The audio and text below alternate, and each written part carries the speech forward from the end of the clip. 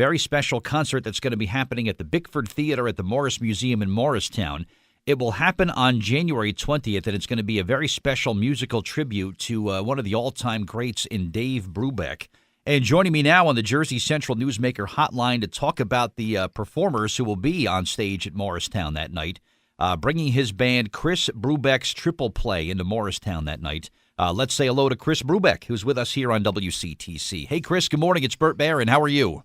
Good morning, Bert. I'm doing great. I'm looking at my family's Christmas tree, and things are feeling cool. Things are good, exactly. Yeah, good for you, and this is going to be awesome. Talk about your band. Talk about Triple Play. I'm just discovering you guys for the first time recently, but talk about what you guys, what your music's all about.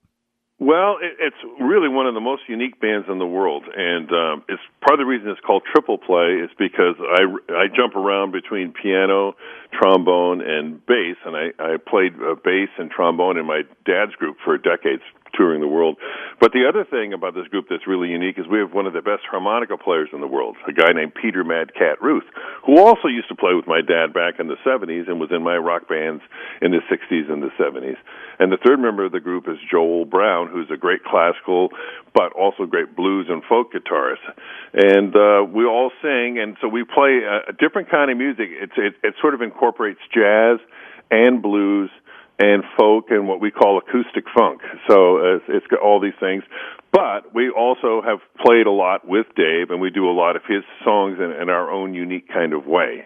It's more accessible than a sort of a regular jazz group, where everyone takes 15-minute solos and, they're all great musicians, but maybe they get kind of far astray deep down their own rabbit hole of creativity.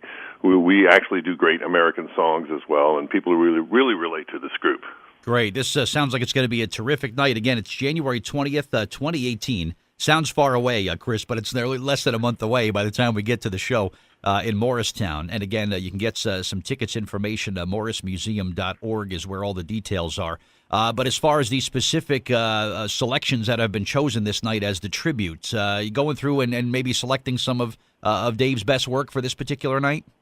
Oh, yeah. I mean, this group, since its inception, has played tunes like Blue Rondo a la Turca, Take Five, another to Unsquare Dance, and plus, a lot of times these things will have vocals as well. And, Dave's very last record that he did while he was still alive was as a guest of this group. We did a live concert. And it turned out really terrific. We didn't tell him that we were doing it because we didn't want him to get nervous. Even after like 150 albums, he would get nervous. Wow.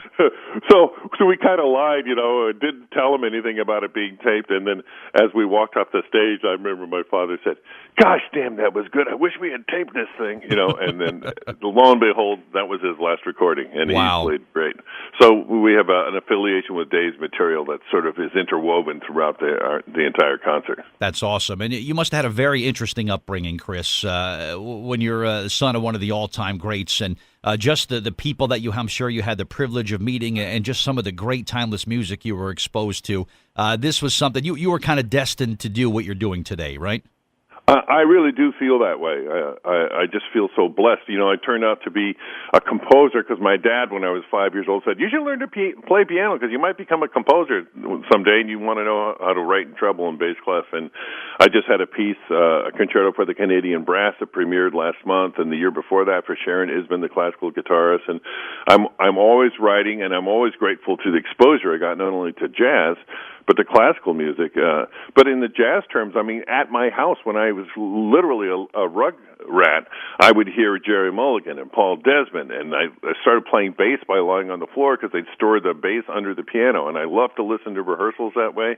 And so, me and my brothers, who were also very musical, kind of feel it was like amazing karma that we got to get born into this family where there was so much amazing music. That's really awesome. And I do have a picture up on our Facebook fan page that was provided to me of Triple Play. So if you want to take a look at that. And Chris, you're holding this. It looks like a fretless bass guitar. How do you play that thing? It's like trying to hit a golf ball with a 1-iron. It's impossible. It's got to be. Do you play an instrument? You have good perception. Are you kidding? No chance. But I noticed, wait a minute, that bass has no frets. How do you play that thing? That's Well, pretty I'll tell awesome. you, it's the same principles as playing an upright bass, except I wanted to be the first rock and roll bass player to use a fretless bass, and for what Wow. it's worth, I was amongst the first. And then when I started playing in my dad's group, I sure as heck didn't want to pay an extra seat for the bass or these giant coffins that look like sarcophagus cases from the New York Natural History Museum. And so I take that bass on and I put it in the overhead space right above my seat. But it is basically, I can play an upright bass, and it's the same principle on a bigger scale. And, violinists, Okay. they don't have frets. You have to have good ears, and you get used to it over the decades. Gotcha. All right. Well, maybe if I come to the show that night, maybe I can get like a quick 5-minute lesson from you as to how you can actually make such a beautiful sound out of that thing. That's really come cool. backstage, and I'll give you a Maybe I quick will. lesson. Maybe I will. All right. But tickets for the show are available now at the Morris Museum website, which is morrismuseum.org. And again, don't miss Chris Brubeck's Triple Play on stage January 20th, 2018. It's a Saturday night, an 8 p.m. show. Again, get your tickets. It's going to be a fun night of just some great music, and you can see what Triple Play is all about. And coming up, we're going to do our contest, Chris. I'm going to include for our contest winner today a pair of tickets to come see you on the 20th as well. How's that? Oh, that's great. And I just want to say that even though we're a unique band, if you're a jazz fan, don't be afraid of this group, because we were hired to play at the Kennedy Center and sold out 2 shows. We played at Monterey Jazz Festival. We've been around, and everyone's comfortable with how creative we are. And in fact, they think it's a real plus. So awesome. Come and check it out. And it's a great musicianship and great material, of course, working with my dad's stuff. And you'll have a good time, I guarantee you. Very cool. Social media, Chris, where fans can connect with you and Triple Play, where can they go? Well, it's Chris Brubeck's Triple Play has its own website, and I'm the wrong guy to ask about those sort of technical questions, being of a certain age. Right. You can play that fretless bass, but setting up Facebook is a little bit outside of your realm there. I see. That's right. I'm too Gotcha. busy composing to comprehend technologies that whirls by at 5,000 miles an hour. Understood. Chris, it was an honor to speak with you today. Merry Christmas, Happy New Year, and we look forward to your visit to New Jersey in January, all right? Same to you and all your listeners, and wonderful to speak with you.